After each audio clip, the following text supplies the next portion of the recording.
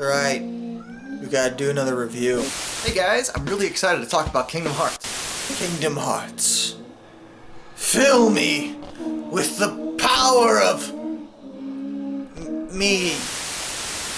Because it's one of my favorite games for the PS2, and I'm surprised I haven't talked about it more sooner. Wait, what's happening? I didn't ask for your opinion. No, it was just, what? What? But you don't notice anything weird going on. What are you talking about? I just started. I'm the only one who sees this. Are you okay, dude? Yeah, that's right. You don't even live here. With rent. How about you pay your share? No, you can't. What? Mommy? What are you talking about? You need to take a break from all the soul eating or whatever it is you do. You were just, and I was, what? No, right, Zora? Okay, something weird is happening. And I'm gonna look into it. Okay? Okay. You just stay put. Yeah, well, Zora's cuter than you. Anyway, Kingdom Hearts, let's go.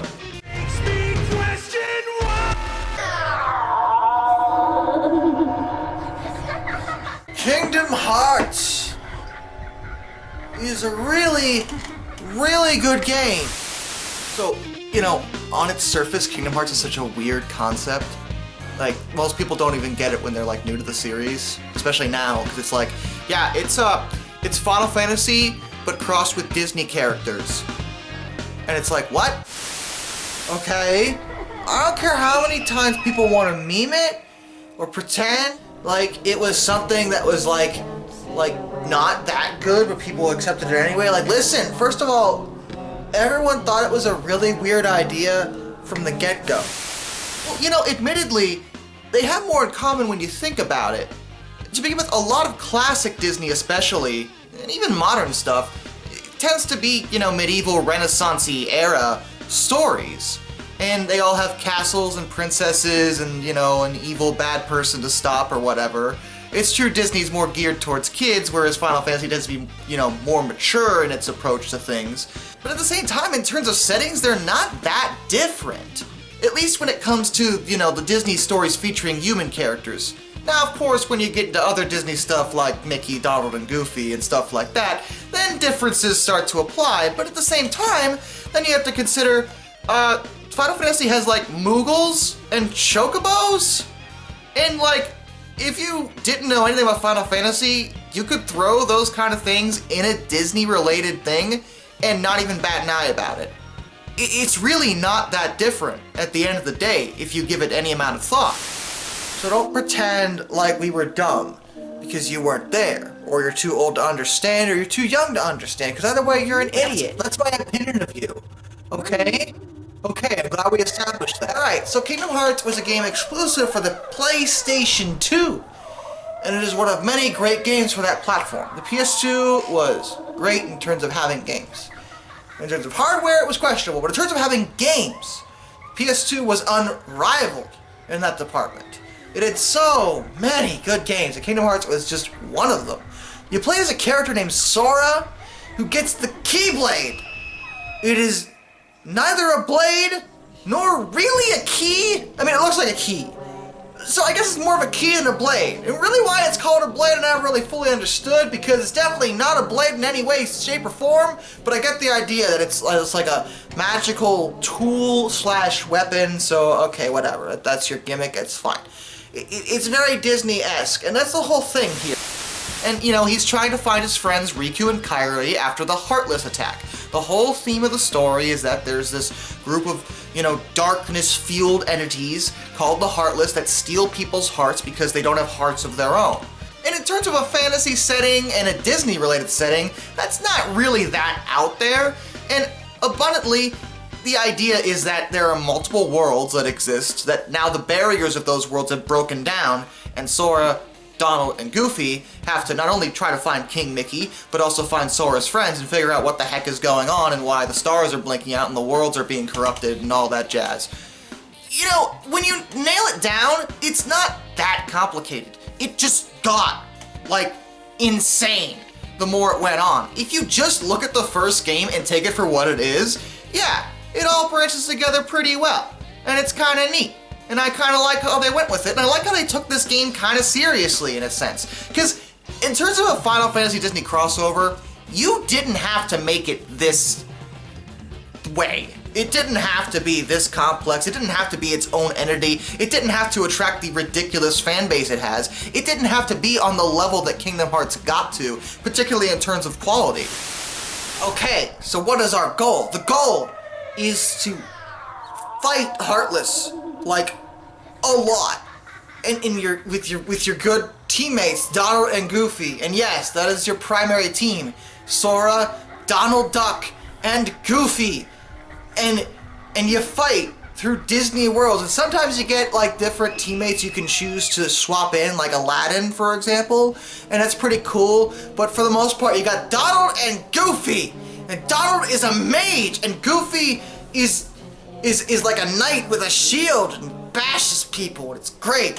And I just love this concept. Like, it's true, it is arguably quite simplistic, as there is only a single attack button plus magic, but there's a menu to scroll through while you're playing and running around. You can actually dodge enemies' attacks, and there's a remarkable amount of strategy in terms of how you can deal with different situations and different enemy types. And I really like the level of variety here. Again, it didn't have to be that complicated, and yet it is. And you can get new Keyblades as you commence, like getting new weapons and items and stuff. And in that element, it's more like Final Fantasy, where you have different upgrades and stuff, and like typical RPG stuff. There's a bunch of references to other Final Fantasy properties, and admittedly, there is way more Disney in Kingdom Hearts than there is Final Fantasy. There are Final Fantasy characters in this game that exist, but they don't have anything to do with their actual Final Fantasy game counterparts, and they don't really have that much to do with the major scope of the plot, if we're being honest. They're just kind of there. It's the Disney characters whose stories are really focused on here, and it's Donald and Goofy that are way more motivated to dealing with the problem, and are often involved with, well, everything that's happening, and have way more development as a direct result. I mean, you know, comparing them to like Leon, for example, who is Squall, who changed his name to Leon because of his failure to protect Hollow Bastion, which doesn't really make any level amount of sense. Even from an edgy perspective, I don't get that. It's like, I failed. I can no longer call myself Squall. Now my name is Leon. Yeah, but that's still like your name. Leonhart, like that's your last name. No. It's Leonhart. Okay, that just sounds really stupid. And you're just, man, why are you like this? I can't even deal with you. When Square went to make this game, it was clear they were trying to focus more on the Disney side of things than the Final Fantasy side of things.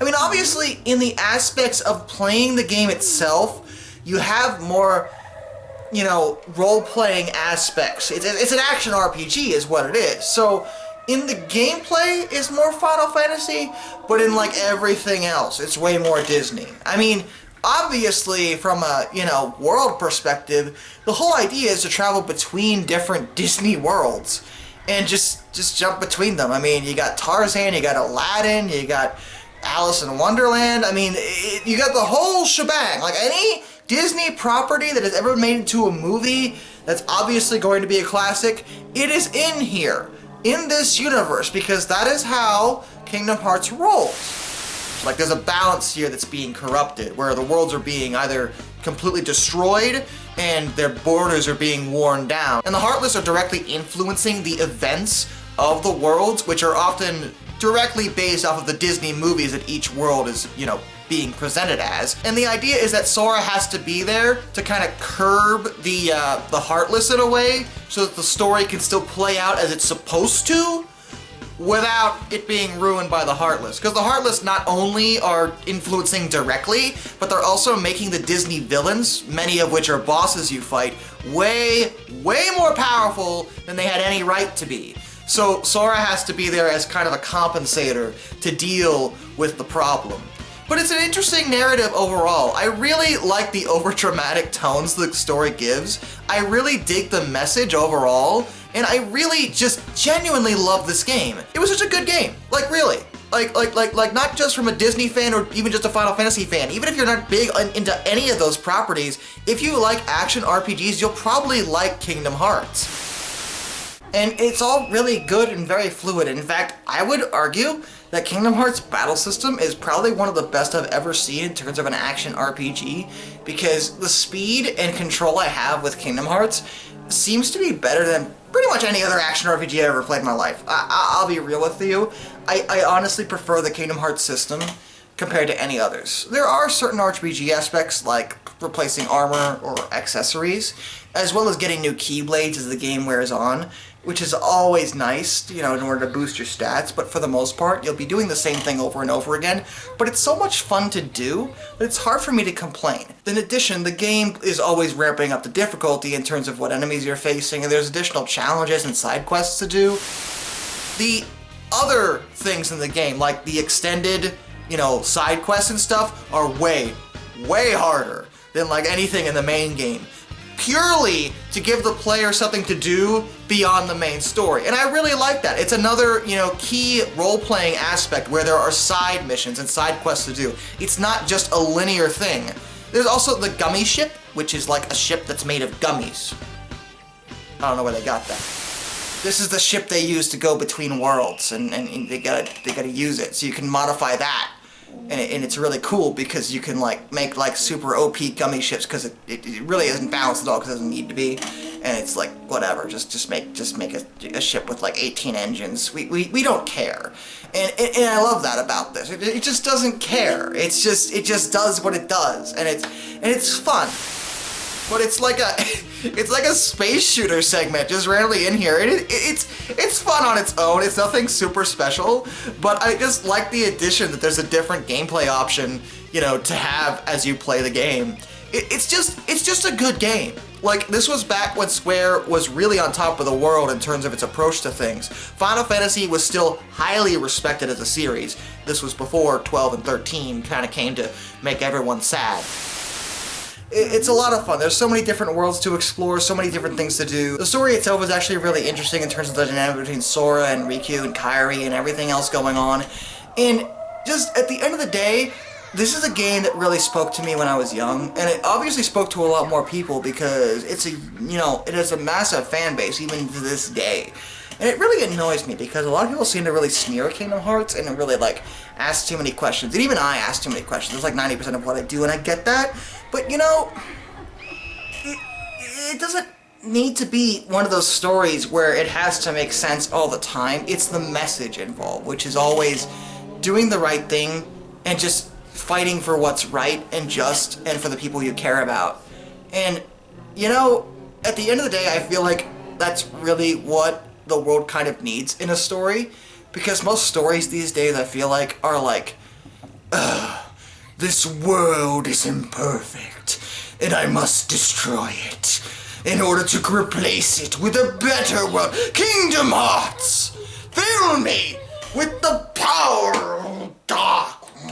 So putting these two together really worked out really well, and it spawned a great series that, well, has had its ups and downs. Maybe we'll talk about those later. But at the end of the day, this game is fantastic. And if you haven't played it, it's an absolute gem for the PS2 that you are doing yourself a disservice by not appreciating.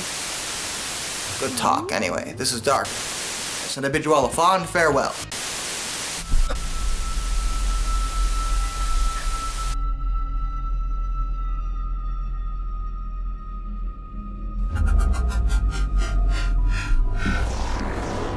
So, we need to talk.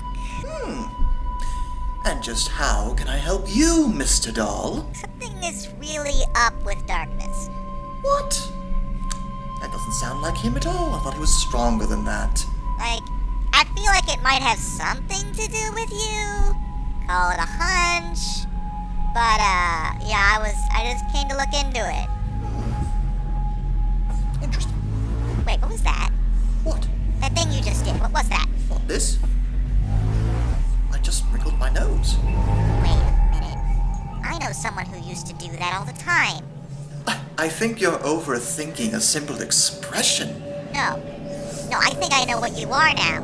Oh, that makes so much more sense. I'ma tell him, because you need to stop. this is gonna kill him eventually if you don't tell him what's actually happening. Oh, you are telling him absolutely nothing.